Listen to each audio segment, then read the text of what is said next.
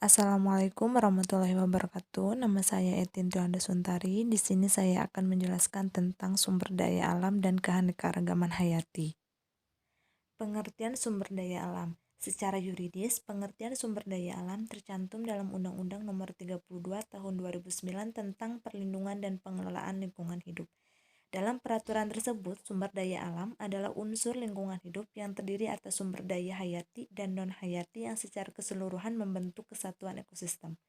Definisi lain tercantum dalam buku ajaran pengelolaan sumber daya alam dan lingkungan oleh Dr. Sarintan Efrantani Damanik MSI.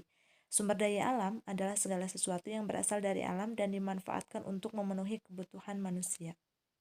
Sumber daya alam dibagi menjadi dua. Yang pertama yaitu sumber daya alam yang dapat diperbaharui dan sumber daya alam yang tidak dapat diperbaharui.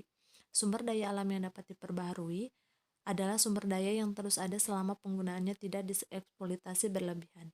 Contoh yang pertama yaitu air. Air merupakan senyawa yang penting bagi kehidupan di bumi. Air dapat berasal dari sumur, sungai, danau, dan laut. Manfaat air dapat digunakan untuk kebutuhan sehari-hari seperti minum, mandi, mencuci, irigasi, pembangkit listrik, serta sarana transportasi dan olahraga. Yang kedua yaitu tanah.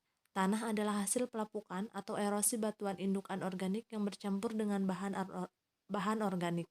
Manfaat sumber daya tanah untuk kehidupan meliputi penyedia unsur hara untuk tumbuhan, penyedia makanan untuk biota tanam sebagai habitat hidup dan melakukan kegiatan sebagai sumber bahan baku, barang kerajinan, dan produk rumah tangga. Yang ketiga adalah udara.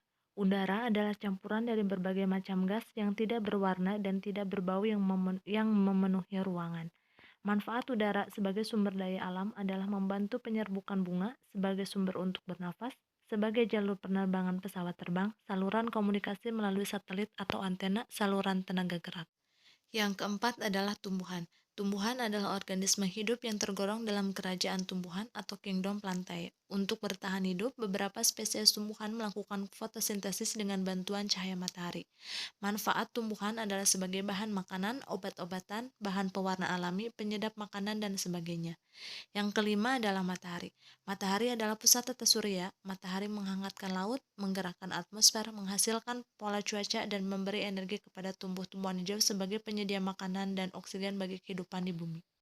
Jenis kedua dari sumber daya alam yaitu sumber daya alam yang tidak dapat diperbaharui.